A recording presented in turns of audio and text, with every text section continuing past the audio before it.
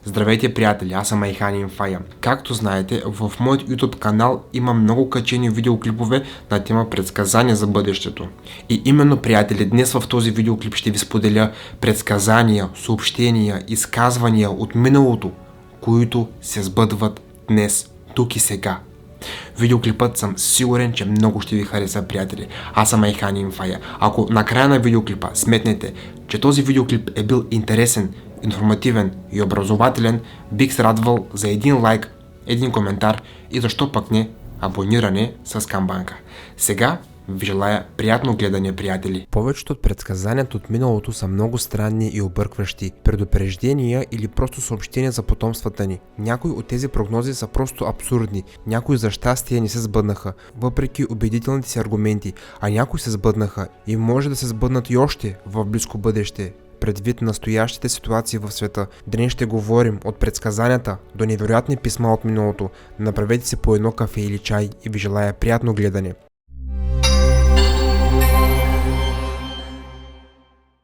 Трета световна война. Много мистици, алхимици, екстрасенси от близко са предрекли различни събития, които трябва да се случат в близко бъдеще. Може би най-известният пророк в историята, наред с Ванга, е френският фармацевт и алхимик Нострадамус от 16 век. Той е известен със своите пророчества, много от които са се сбъднали. Както можем да научим от различни източници, много от предсказанията на Нострадамус наистина са се сбъднали. Той е предвидил големият пожар в Лондон през 1666 година, идването на Хитлер на власт, атомните бомбардировки на Хирошима и Нагазаки, убийството на Кенеди и още много други.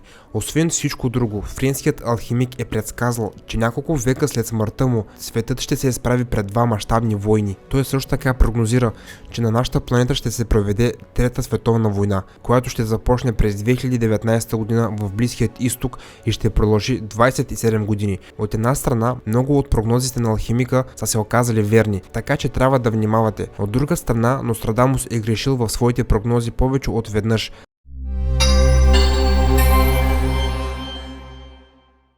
Изригване на вулкана Йелоустоун. Вулканът Йелоустоун е супервулкан, разположен в националният парк Йелоустоун в северо-западната част на Съединените щати. В момента се смята за най-опасният супервулкан в света, тъй като изригването му ще бъде огромна трагедия за цялата планета. Ако този вулкан се събуди, пепелта от изригването му ще запълни цял САЩ, както и част от Канада. Какво е посланието от миналото? Факт е, че Нострадамус е предсказал това през 1555 година, като смъртта на милиони хора в новият свят от огън, идващ от подземния свят. Като се имат предвид всички факти, лежащи на повърхността, лесно е да се предположи, че това означава смъртоносно изригване на супервулкана. Вулканичният огън от центъра на Земята ще предизвика огромен страх около новият град. Двете големи скали ще бъдат погълнати от война, а Арет ще бъде покрит с реки от кръв, се казва в предсказанието на французина. Точната дата на изригването не се съобщава, но от някои източници може да се разбере, че супервулканът ще се събуди през следващите 30 години.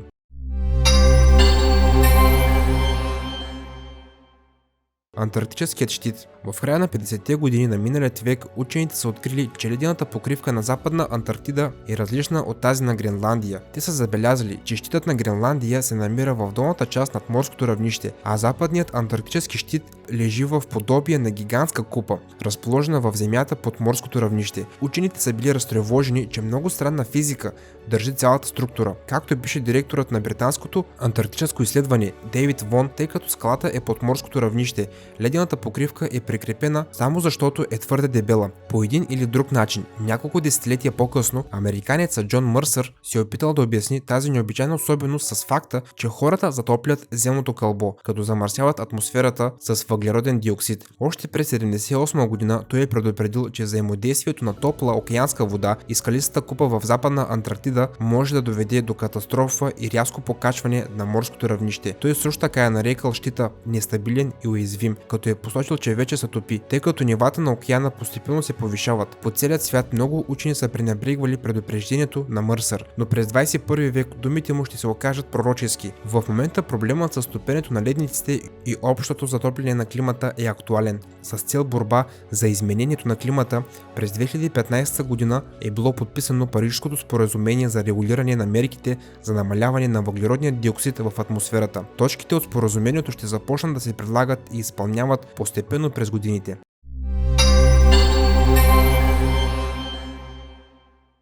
изменение на климата. На 30 септември 1847 година американският дипломат, филолог и природозащитник Джордж Пъркинс Марш е изнесъл лекция за селскостопанското общество в Rutland Cycle. Лекцията е била посветена на климата и екологията. Това е показало колко много Джордж е изпреварил своите съвременници. В речта си Джордж, който между другото се смята за първият природозащитник в Америка, предсказва ужасите за изменението на климата. Той е заявил, че климата почти винаги се подобрява или влошава единствено в резултат от човешката дейност.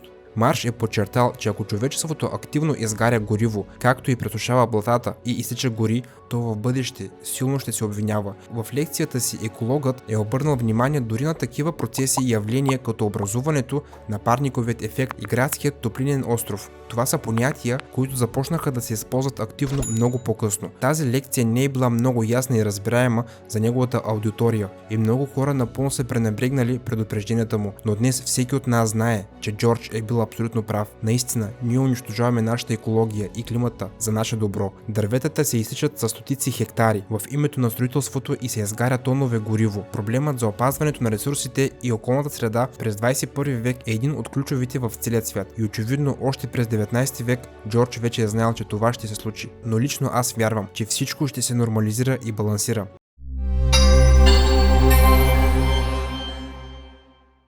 Посланието на Айнщайн. През 1939 година Алберт Айнщайн е написал писмо, който става част от капсулата на времето, заровена в 15 метра дълбочина в Флъшинг Медоуз парк, като част от световното изложение в Ню Йорк същата година. Капсулата е трябвало да бъде отворена през 6939 година, т.е. 5000 години след скриването, но това не е спазено. Сега писмото на Айнщайн изглежда наистина страховито, защото великият учен е дал много точна прогноза за нашето бъдеще по отношение на някои области в живота. В писмото той е написал следното: производството и разпространението на стоки е напълно неорганизирано, така че всеки живее в страх да не изпадне от икономическия цикъл и да страда от желанието да придобие всичко. Хората, живеещи в различни страни, по една и съща причина се унищожават взаимно на по-неравномерни интервали. Всеки, който мисли за бъдещето, е принуден да живее в напрежение и страх. Това се дължи на факта, че интелигентността и моралът на масите са на много по-ниско ниво от интелигентността и морала на онези малцина, които произвеждат нещо ценно за обществото.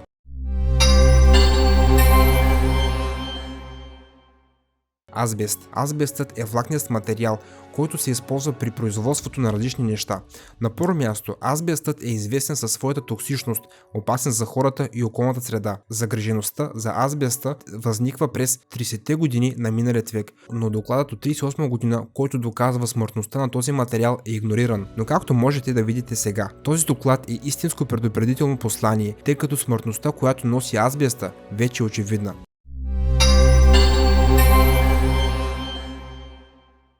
Самолетна катастрофа. Самолетът Airbus 320A е следвал нормалният си маршрут от Барселона към Алпите, изкачвайки се стабилно до 10 км височина от планираните 12 км и 580 метра. Тогава според ръководството на авиокомпанията Airbus 320 стига до планинският регион от маршрута и започва странно понижаване в продължение на 8 минути, докато не изчезва напълно от радарите, без това обаче да е съпроводено от каквато и да е било комуникация от страна на пилотите. Причината за това е необяснима. Самолетът е трябвало да продължи полета на височина на 10 км, докато премине през Южна Франция и започне да се снижава към Дюселдорф. 8-минутна загуба на височина, като тази не е предполагала рязко падане, а по-скоро някакъв вид контролирано спускане, докато внезапно не се е случило нищо по-сериозно. Всичко това се случва в едно от най-силно наблюдаваните въздушни пространства в света. Полетът би трябвало да е следен от радари в Испания, Франция и Швейцария. Възниква въпрос, защо пилотите не са изпратили сигнал за проблем, защо не са говорили с въздушният контрол по време на спускането. Но изненадващо е, че няколко месеца преди трагедията за това е писал холандски пилот на авиокомпанията Emirates, който е заявил, че вътрешното блокиране на пилотската кабина може да бъде опасно. От една страна, никой няма да може да отвори бронираната врата на пилотската кабина, което е добре, понеже намалява риска от терористични атаки и отвличане. В крайна сметка, никой не е разбрал до ден днешен как точно е катастрофирал самолета Airbus A320.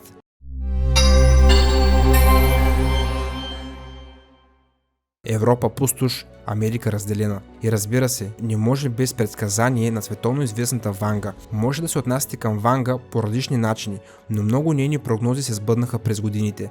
Например, тя прогнозира разпадането на Съветският съюз, катастрофата в Чернобил и терористичната атака на 11 септември 2001 година. Освен това, тя не в прав текст е споделила, че скоро в Европа ще започне ядрена война, която ще превърне целият континент в пустош. Ванга също прогнозира, че до 2043 година в света ще бъде създаден мюсюлмански халифат, а след това отново ще има война. Що се отнася до Съединените щати, Ванга е споделила, че 44-тия президент, който всъщност беше Барак Обама, ще бъде последният за САЩ. Някои вярваха, че ясновидката се е объркала и не е успяла да предскаже с точност, а други твърдят, че с появата на Тръмп цялостта и сплотеността на държавата е приключила и с тези на Съединените щати. Така че от тази гледна точка Барак Обама наистина е бил последният президент на САЩ. Що се отнася до самите щати, според Ванга, те ще бъдат разделени на север и юг, което в крайна сметка ще се превърне в пълен колапс във всякакъв смисъл на думата. Има предсказания, които са се сбъднали. Има и такива, които не са. Но единственият фактор, който влияе на промените в света, е човечеството. Ако сме добри, подкрепяме се, помагаме както на себе си, така и на околната среда, аз вярвам, че всичко ще е наред и ще се балансира. Трябва да вярваме в доброто и да се грижим както за себе си, така и за близките си. Само така можем да предотвратим развитието на глобалните проблеми. Какво е вашето мнение за моят нов видеоклип, приятели? Видеоклипа хареса ли ви? Ако видеоклипът ви е харесал, не забравяйте един лайк, един коментар и абониране с камбанка. По този начин вие ще получавате уведомления за моите нови видеоклипове. И преди да си кажем чао, искам да споделя с вас, че това е моят плейлист с всички интересни, качени видеоклипове от мен в YouTube. Това е моят последно качен видеоклип в YouTube. Много интересен, натискайте и се наслаждавайте. Чао, приятели! И до скоро!